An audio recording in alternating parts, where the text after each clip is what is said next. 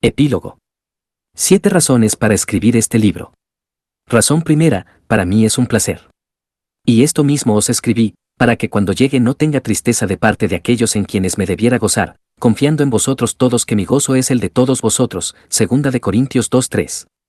Estas cosas os escribimos, para que vuestro gozo sea cumplido. 1 de Juan 1:4. Cuando te estás muriendo de hambre y estás en medio de un pueblo que se muere de hambre, si descubres un banquete en el desierto te conviertes en deudor de todos. Y el pago de esa deuda es maravilloso en proporción con lo magnífico que es el banquete. Me he llegado a sentir como los leprosos de Samaria. Los sirios rodeaban la capital de Israel. Dentro de la ciudad sitiada, la cuarta parte de un cab de estiércol de paloma se vendía por 5 piezas de plata, y las mujeres cosían a sus hijos para tener comida. Pero fuera de la ciudad, sin que lo supiera la gente que estaba dentro, el Señor había hecho huir a los sirios. Y allá, en el desierto, había un banquete de salvación. Los leprosos se dieron cuenta de que no tenían nada que perder. Así que se aventuraron a ir al campo del enemigo y descubrieron que éste se había ido, abandonando todas sus provisiones. Al principio pensaron quedarse con los tesoros ellos mismos. Pero entonces los primeros rayos de hedonismo cristiano comenzaron a caer sobre ellos. No estamos haciendo bien. Hoy es día de buena nueva, y nosotros callamos, y si esperamos hasta el amanecer, nos alcanzará nuestra maldad. Vamos, pues, ahora, entremos y demos la nueva en casa del rey. 2 de Reyes 7:9. Este es el texto del que predicó Daniel Fuller en el culto de mi ordenación en 1975. Fue profético. Porque he sido un leproso tropezando una y otra vez con el banquete de Dios en el desierto de este mundo. Y yo he descubierto que el banquete sabe mucho mejor cuando lo como con las viudas de Samaria que cuando lo amontono en el desierto. Estoy radicalmente entregado a la búsqueda de un gozo pleno y eterno. Y por tanto mi oído no se ha cerrado a la sabiduría de palabras como estas de Karl Barth. Hay que decir que solo podremos tener gozo cuando se lo ofrezcamos a otros. Puede haber casos en que un hombre pueda ser feliz en soledad. Pero son excepcionales y peligrosos. Ciertamente tenemos base para sospechar de la naturaleza de su gozo si no desea, gozaos conmigo, que al menos una persona o muchas otras, como representantes del resto, compartan este gozo. Puede que queramos gozarnos exclusivamente nosotros, pero tenemos que darnos cuenta de que, en ese caso, a menos que ocurra un milagro, y es difícil imaginar milagros con ese propósito, ese gozo no será verídico, radiante y sincero.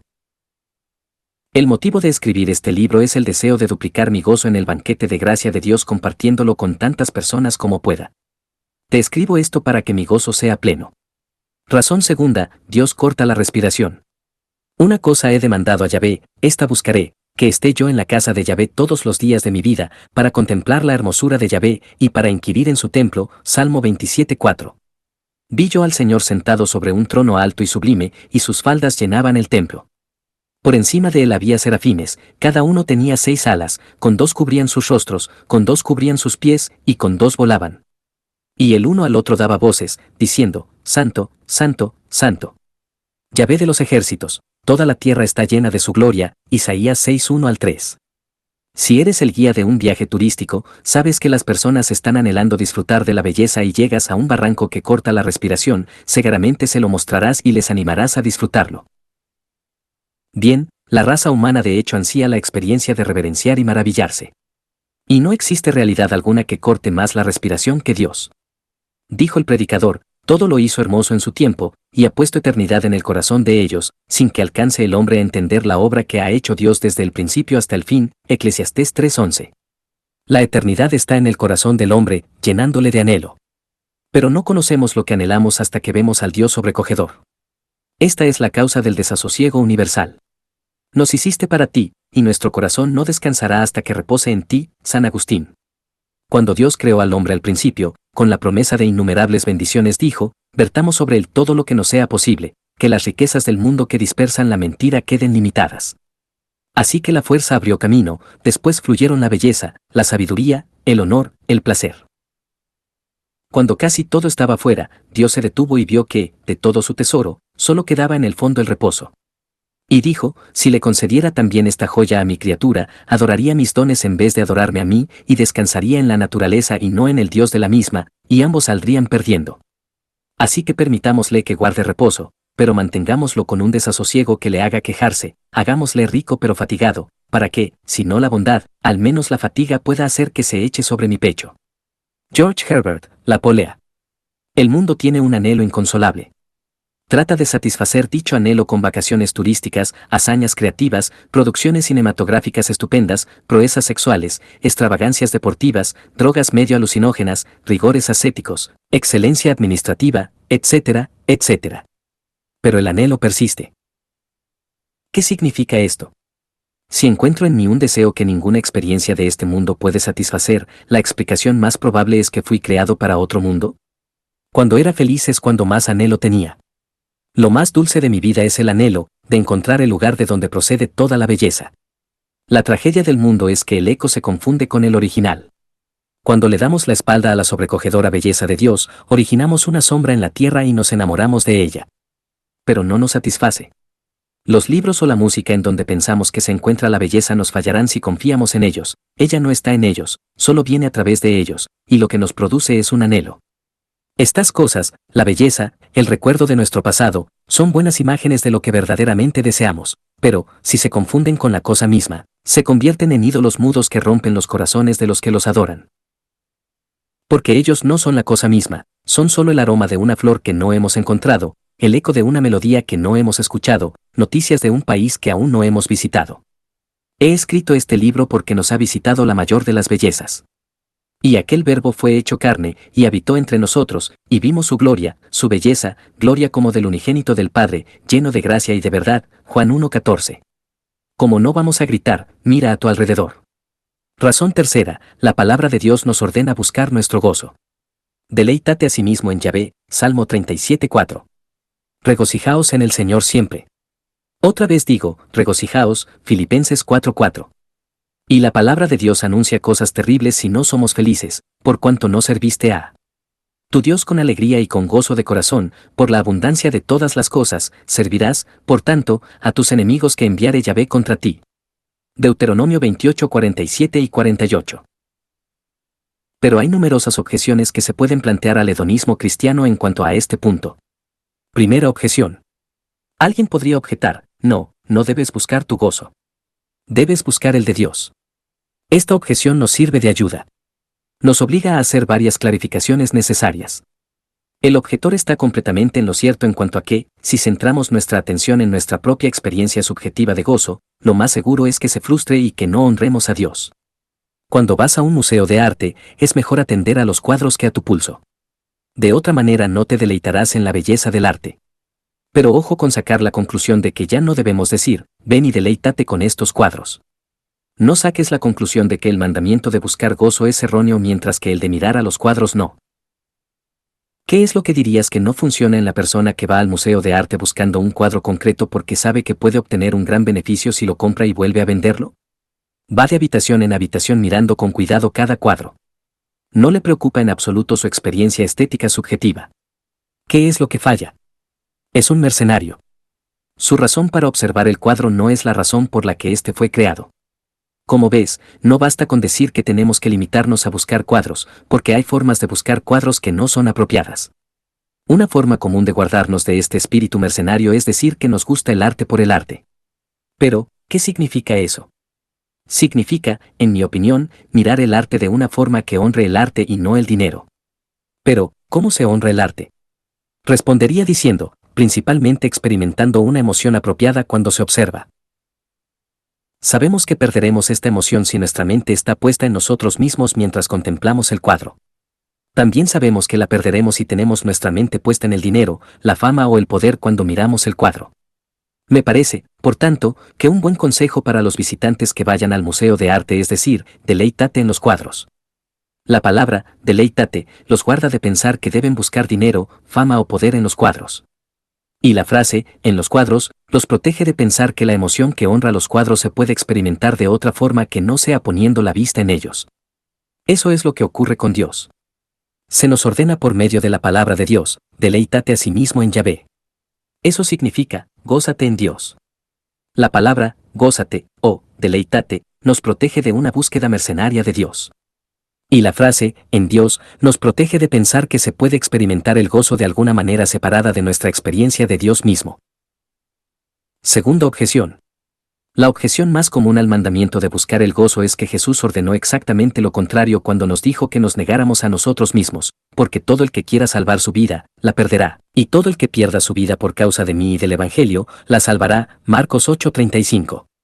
Ya hemos tratado este asunto en el capítulo anterior, pero puede ser de ayuda reflexionar sobre otro texto para ilustrar que la negación de uno mismo bíblica significa, niéguense a sí mismos gozos menores para no perder los mayores.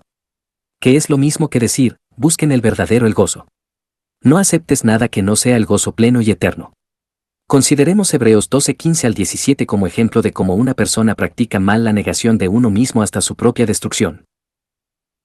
Mirad bien, no sea que alguno deje de alcanzar la gracia de Dios, que brotando alguna raíz de amargura, os estorbe, y por ella muchos sean contaminados, no sea que haya algún fornicario, o profano, como Esaú, que por una sola comida vendió su primogenitura.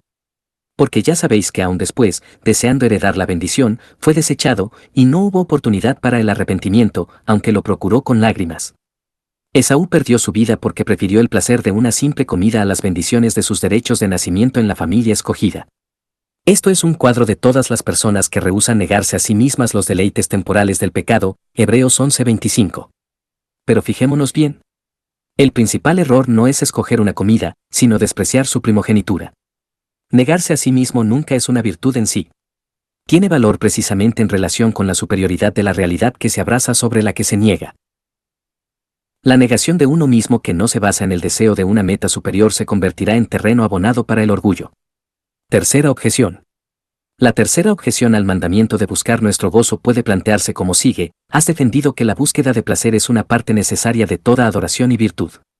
Dijiste que si abandonamos esta búsqueda no podremos honrar a Dios o amar a las personas. Pero ¿puedes hacer que eso cuadre con Romanos 9:3 y Éxodo 32:32? Parece que Pablo y Moisés abandonaron la búsqueda de su propio placer cuando expresaron su voluntad de sufrir por la salvación de Israel. Se trata de unos versículos sorprendentes. En Romanos 9:3, Pablo expresa su dolor de corazón por la condición de anatema de la mayoría de sus parientes judíos, porque deseara yo mismo ser anatema, separado de Cristo, por amor a mis hermanos, los que son mis parientes según la carne. En Éxodo 32, el pueblo de Israel ha cometido idolatría. La ira de Dios se enciende contra ellos. Moisés ejerce el papel de mediador para proteger al pueblo. Ora diciendo, te ruego, pues este pueblo ha cometido un gran pecado, porque se hicieron dioses de oro, que perdones ahora su pecado, y si no, ráeme ahora de tu libro que has escrito. Primero debemos darnos cuenta de que estos dos ejemplos no nos presentan un mismo problema. La oración de Moisés no necesariamente incluye una referencia a la condenación eterna como en el caso de la de Pablo. No tenemos que suponer que el libro, al que hace referencia aquí, conlleva el mismo significado eterno que el libro de la vida, de Filipenses 4:3 y Apocalipsis 13:8, 17:8, 20:15 y 21:27. George Bush argumenta que ser raído del libro en Éxodo 32:32 es equivalente a ser arrancado de la vida mientras otros sobreviven. No existe intimidación en estas palabras, no amenazan con un libro secreto de los decretos divinos ni hacen referencia a la cuestión de la salvación o la perdición final de Moisés. Simplemente expresa el deseo morir antes que ser testigo de la destrucción de su pueblo. La frase es una alusión, probablemente, a la costumbre de tener los nombres de la comunidad en un registro y de borrar el nombre de aquel que moría. La disposición de una persona a morir no necesariamente está reñida con el hedonismo cristiano. Hebreos 11:26 dice que Moisés tuvo por mayores riquezas el vituperio de Cristo que los tesoros de los egipcios, porque tenía puesta la mirada en el galardón. No hay razón para pensar que Moisés dejó de mirar el galardón que todo lo compensaba cuando se enfrentó al pecado de Israel. Pero esto, por supuesto, no acaba con el problema principal, que es Romanos 9:3. Pablo había escrito, porque deseara yo mismo ser anatema, separado de Cristo, por amor a mis hermanos. Esto parece una disposición a abandonar la búsqueda de la felicidad. ¿Entonces Pablo cesó de ser un hedonista cristiano al expresar esta clase de amor por los perdidos? Fijémonos en qué dice, porque deseara yo mismo ser anatema. La razón para traducir el verbo así es que el tiempo imperfecto del griego se utiliza para suavizar la expresión y mostrar que no puede ser. Henry Alford dice, el sentido del imperfecto en estas expresiones es el adecuado y estricto, el acto está inconcluso porque interviene un obstáculo. El obstáculo es la promesa inmediatamente precedente de Romanos 8:38 y 39, por lo cual estoy seguro de que ni la muerte, ni la vida, ni ángeles, ni principados, ni potestades, ni lo presente, ni lo porvenir, ni lo alto, ni lo profundo, ni ninguna otra cosa creada nos podrá separar del amor de Dios, que es en Cristo Jesús Señor nuestro. Pablo sabe que es imposible ocupar el lugar de sus parientes en el infierno. Pero dice que estaría dispuesto a ello. Este es el problema que se le plantea al hedonismo cristiano. Simplemente debemos tomarnos esto en serio. Pablo valora la hipotética posibilidad de un mundo en el que pudiera ocurrir algo así. Supongamos que hubiera un mundo en el cual fuera posible eso. Supongamos que hubiera un mundo en el que un pecador no convertido y un hombre de fe pudieran estar ante el tribunal de Dios para ser juzgados. Y supongamos que, si el santo estuviera dispuesto, Dios podría revertir sus destinos. Si el santo estuviera dispuesto, Dios traspasaría su gracia salvadora quitándosela al santo, que iría al infierno en incredulidad y rebeldía, y dándole al incrédulo la gracia necesaria para que se convirtiera, de manera que confiara en Cristo y pudiera ir al cielo. En un mundo así, ¿qué requeriría el amor? Requeriría el sacrificio personal total. Y el principio del hedonismo cristiano cesaría de aplicarse. Pero atendamos bien, este mundo hipotético no existe. Dios no creó un mundo en el que una persona puede ser condenada eternamente por un acto de amor. En el mundo real que Dios creó, nunca se nos pide que hagamos una elección semejante. ¿Estás dispuesto a condenarte por la salvación de otros? Al contrario, se nos dice constantemente que hacer el bien a los demás nos proporcionará una gran recompensa y que debemos buscar esa recompensa.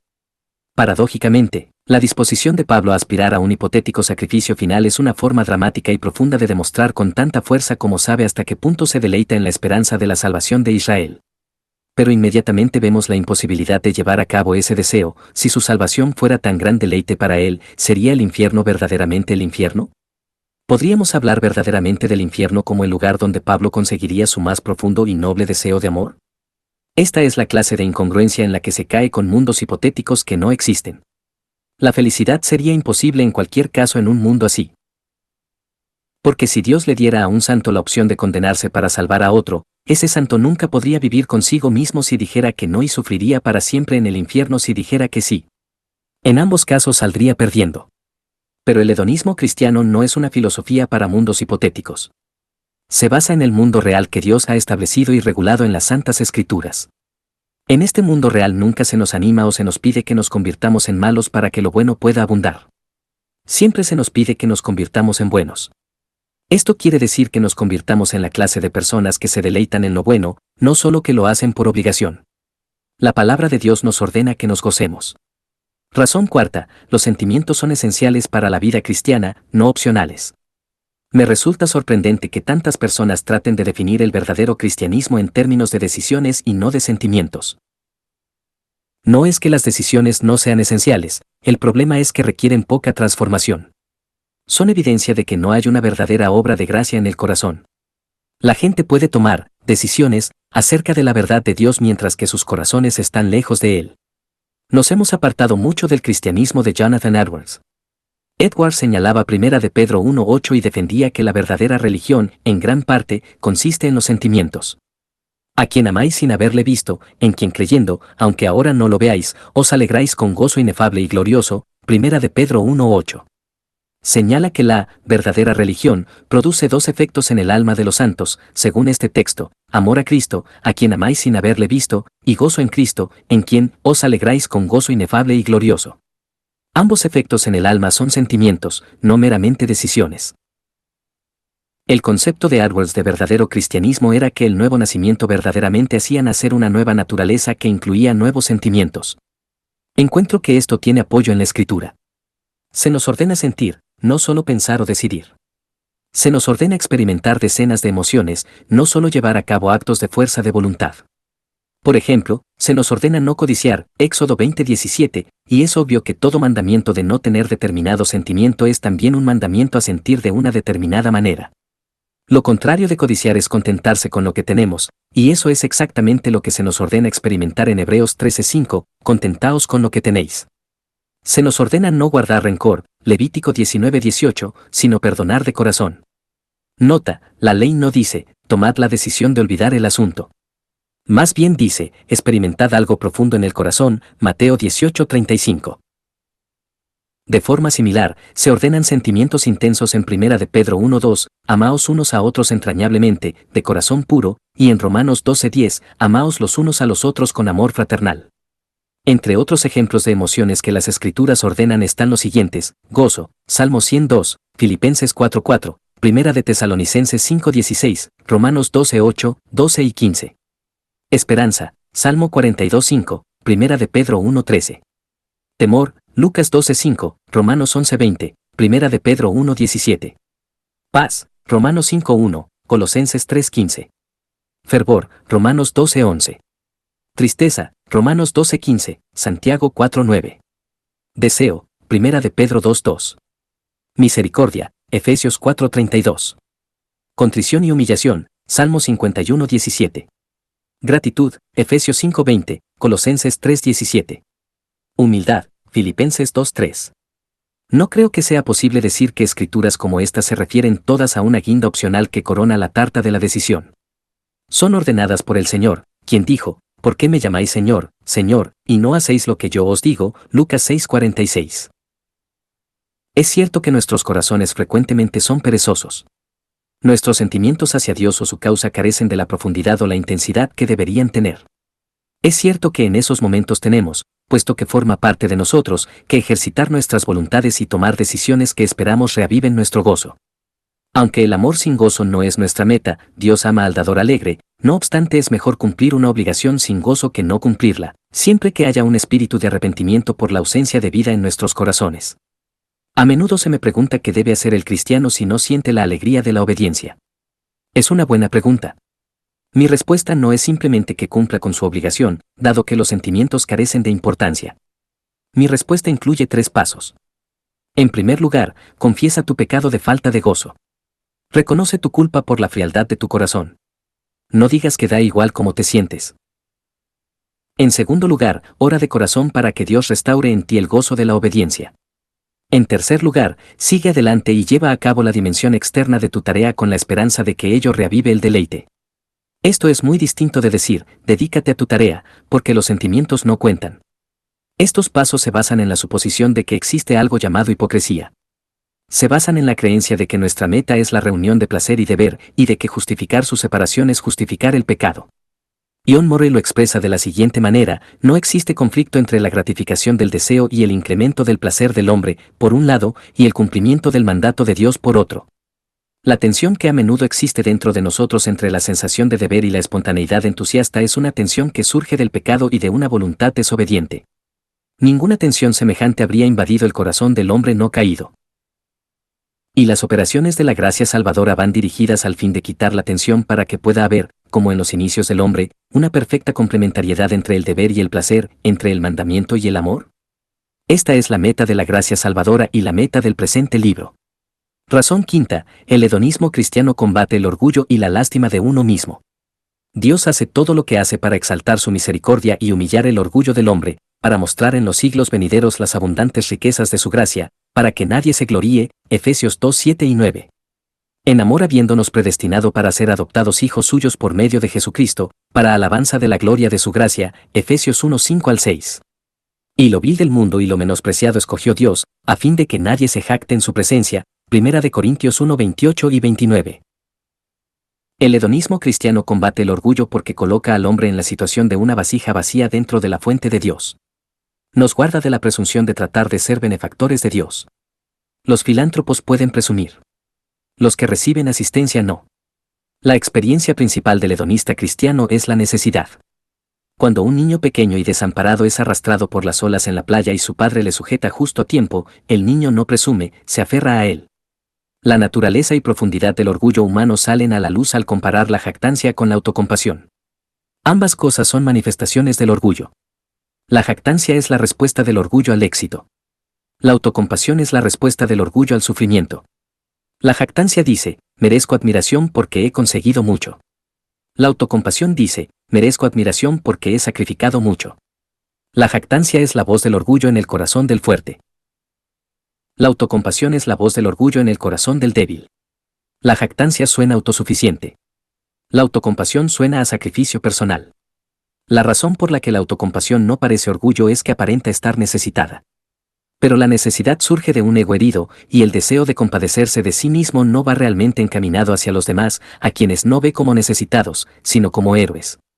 La necesidad que siente la autocompasión no procede de un sentimiento de indignidad, sino de un sentimiento de dignidad no reconocida. Es la respuesta del orgullo no aplaudido. El hedonismo cristiano corta de raíz la autocompasión. La gente no experimenta autocompasión cuando acepta el sufrimiento con el fin de encontrar gozo. Bienaventurados sois cuando por mi causa os vituperen y os persigan, y digan toda clase de mal contra vosotros, mintiendo. Gozaos y alegraos, porque vuestro galardón es grande en los cielos, porque así persiguieron a los profetas que fueron antes de vosotros. Mateo 5, 11 y 12. Este es el hacha dirigida hacia la raíz de la autocompasión. Cuando tenemos que sufrir por causa de Cristo, no hacemos recuento de nuestros recursos como si fuéramos héroes. Más bien nos convertimos en niños pequeños que confían en la fuerza de su Padre y que desean la alegría de su recompensa. Como vimos en el último capítulo, los que más sufren por Cristo siempre rechazan la alabanza y la lástima de otros dando testimonio de su hedonismo cristiano. Nunca he hecho ningún sacrificio, dijo Hudson Taylor en años posteriores al reflexionar sobre una vida en la que dicho elemento no había faltado. Pero lo que expresaba era cierto. Tuvo compensaciones tan reales y duraderas que comprendió que renunciar supone recibir si uno está tratando sinceramente con Dios. El sacrificio fue grande, pero la recompensa fue mucho mayor. Un gozo indescriptible durante todo el día, y jornada tras jornada, fue mi feliz experiencia, nos dice. Dios, mi Dios, era una realidad viva y brillante para mí, y todo lo que tenía que hacer era un servicio gozoso. Renunciar supone recibir. Ese es el lema del hedonismo cristiano y la muerte de la autocompasión. Puedes ver este principio en los piadosos una y otra vez. Por ejemplo, conocí a un profesor del seminario que también servía como portero en los locales de una gran iglesia. En cierta ocasión, cuando tenía que participar en un culto, el pastor lo ensalzó por su disposición a servir en esta función nada atractiva aunque tuviera un doctorado en teología. El profesor, humildemente, rechazó la alabanza citando el Salmo 84:10, porque mejor es un día en tus atrios que 1000 fuera de ellos. Escogería antes estar a la puerta de la casa de mi Dios, que habitar en las moradas de maldad. En otras palabras, no penséis que soy un héroe que supera el obstáculo de una gran aversión a estar en la puerta del santuario. La palabra de Dios dice que eso me proporcionará gran bendición. La mayoría de las personas piensan que hacer algo por el gozo que produce hacerlo es una experiencia de humildad. Cuando un hombre lleva a sus amigos a cenar y saca la cartera, puede que sus amigos comiencen a decir lo bueno que es por pagarles la cena. Pero él sencillamente levantará la mano en señal de silencio y dirá, es un placer. En otras palabras, si hago una buena obra por el gozo que me produce, se destruye el impulso del orgullo. La voluntad de Dios es destruir ese impulso, y esta es también una de las razones por las que he escrito este libro. Razón sexta, el hedonismo cristiano promueve el amor genuino a los demás. Nadie se ha sentido nunca no amado porque se le dijera que su gozo hace feliz a otra persona. Nunca he sido acusado de egoísmo al justificar un acto de bondad sobre la base de que me encanta hacerlo. Al contrario, los actos de amor son genuinos en la medida en que no son llevados a cabo de mala gana. Y la mejor alternativa a la desgana no es la indiferencia o el sentido de obligación, sino estar contentos. El corazón con amor auténtico ama la misericordia, Miqueas 6:8, no solo hace misericordia. El hedonismo cristiano obliga a tener en cuenta esta verdad. En esto conocemos que amamos a los hijos de Dios, cuando amamos a Dios y guardamos sus mandamientos. Pues este es el amor a Dios, que guardemos sus mandamientos, y sus mandamientos no son gravosos. Porque todo lo que es nacido de Dios vence al mundo, y esta es la victoria que ha vencido al mundo, nuestra fe, 1 de Juan 5:2-4. Leamos esta frase en sentido contrario y veamos su lógica. En primer lugar, ser nacido de Dios proporciona un poder que conquista el mundo. Se da como fundamento o base, pues, para la afirmación de que los mandamientos de Dios no son gravosos. Así que ser nacido de Dios proporciona un poder que conquista nuestra aversión mundana a la voluntad de Dios. Ahora sus mandamientos no son gravosos, sino que son el deseo y el deleite de nuestro corazón. Este es el amor a Dios, no solo que guardemos sus mandamientos, sino también que no sean gravosos. Después, en el versículo 2, dice que la evidencia de la autenticidad de nuestro amor a los hijos de Dios es el amor a Dios. ¿Qué nos enseña esto acerca de nuestro amor a los hijos de Dios? Puesto que amar a Dios es hacer su voluntad contentos, y no tanto por un sentido de carga, y puesto que el amor a Dios es la medida de la autenticidad de nuestro amor a los hijos de Dios, nuestro amor a los hijos de Dios tiene que caracterizarse también por la alegría más que por la mala gana. El hedonismo cristiano encaja con el servicio de amor porque nos conduce a una obediencia alegre. Para Jesús era importante dar limosna. ¿Cómo motivó a dar limosna?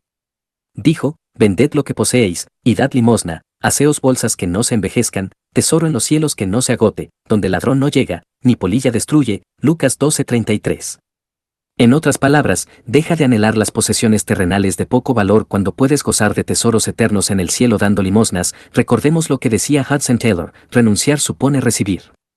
También dijo otra cosa que es básicamente lo mismo, mas cuando tú des limosna, no sepa tu izquierda lo que hace tu derecha, para que sea tu limosna en secreto, y tu Padre que ve en lo secreto te recompensará en público. Mateo 6:3-4. En otras palabras, que tu motivación para amar no sea recibir la alabanza de los hombres y sí pensar en la recompensa de Dios. Sí, es muestra de un amor verdadero el que tus limosnas estén motivadas por el tesoro celestial. No es explotación, porque el que da con amor tiene el propósito con sus limosnas de rescatar al mendigo para esa misma recompensa. El hedonista cristiano siempre es consciente de que su propio disfrute de la recompensa del Padre será aún mayor cuando la comparta con aquellos a los que ha conducido a la comunión celestial. Lo que quiero resaltar es lo siguiente: si Jesús pensaba que es sabio motivar actos de amor con promesas de recompensa, Mateo 6:4, y tesoros en el cielo, Lucas 12:33, está de acuerdo con su enseñanza decir que el hedonismo cristiano promueve el amor genuino hacia las personas. Consideremos otra ilustración. Hebreos 13:17 da el consejo siguiente a toda iglesia local: obedeced a vuestros pastores, y sujetaos a ellos, porque ellos velan por vuestras almas, como quienes han de dar cuenta, para que lo hagan con alegría, y no quejándose, porque esto no es provechoso. Ahora bien, si no es provechoso para los pastores que hagan su labor con tristeza en vez de con alegría, entonces un pastor que no intenta trabajar con alegría no cuida de su rebaño. No buscar el gozo en el ministerio es no buscar el provecho para nuestro pueblo. Por eso es por lo que Pablo exhortó a aquellos que llevan a cabo actos de misericordia para que lo hagan con alegría, Romanos 12:8, y por lo que Dios ama al dador alegre, 2 de Corintios 9:7. El servicio de mala gana no es amor. Buscar el gozo por medio de la misericordia es lo que hace que el amor sea real. Y esa es una de las razones por las que he escrito este libro. Razón séptima: el hedonismo cristiano glorifica a Dios. Hemos regresado a donde comenzamos. Y así es como debe ser. Porque de Él, y por Él, y para Él, son todas las cosas, Romanos 11:36. ¿Pone el hedonismo cristiano el placer del hombre por encima de la gloria de Dios? No. Pone el placer del hombre en la gloria de Dios. Lo que buscamos no es el gozo en sí, sino el gozo en Dios. Y no hay forma de que una criatura manifieste conscientemente el valor infinito y la belleza de Dios sin deleitarse en Él. Es mejor decir que buscamos nuestro gozo en Dios que simplemente decir que buscamos a Dios. Porque se puede buscar a Dios de maneras que no le honran. ¿Para qué me sirve, dice Yahvé, la multitud de vuestros sacrificios? Hastiado estoy de holocaustos de carneros y de cebo de animales gordos, Isaías 1:11. Nuestras asambleas solemnes pueden ser un hedor para el olfato de Dios, Amos 5:21-24. Es posible buscar a Dios sin glorificarle. Si queremos que nuestra búsqueda honre a Dios, tenemos que aspirar al gozo en comunión con Él. Consideremos el día de reposo como una ilustración de esto. El Señor reprende a su pueblo por buscar su propio placer en este día santo. Pero, ¿a qué se refiere? Quiere decir que se deleitan en sus negocios y no en la belleza de su Dios. No rechaza su hedonismo, rechaza lo débil que es este, porque ellos defienden sus intereses personales, y a ellos honran y no al Señor. Si retrajeres del día de reposo tu pie, de hacer tu voluntad en mi día santo, y lo llamares delicia, santo, glorioso de Yahvé, y lo venerares, no andando en tus propios caminos, ni buscando tu voluntad, ni hablando tus propias palabras, entonces te deleitarás en Yahvé, y yo te haré subir sobre las alturas de la tierra, y te daré a comer la heredad de Jacob tu padre, porque la boca de Yahvé lo ha hablado. Isaías 58:13-14. Advirtamos que decir que el día de reposo es delicia es paralelo a decir que el día santo del Señor es glorioso. Esto significa sencillamente que glorificas aquello en lo que te deleitas. Que honras aquello que disfrutas. El gozo de Dios y glorificar a Dios son una misma cosa. Su propósito eterno y nuestro placer eterno van unidos. Magnificar su nombre y multiplicar nuestro gozo es la razón por la que he escrito este libro, porque el principal propósito del hombre es glorificar a Dios por medio de disfrutar de él eternamente.